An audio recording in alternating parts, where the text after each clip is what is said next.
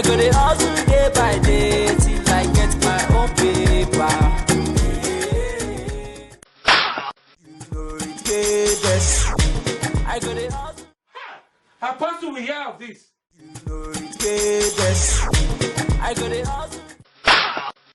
Jesus!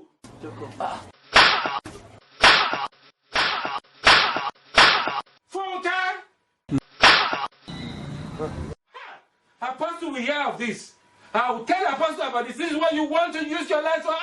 I'm going to do many, 16 years. What? What is this nonsense now? Why are you going to play crosses for ball? Take, I bet take. Why are you going to play this nonsense? No verse. I know they see the game well again. Last card, check up. Go. Finally. What?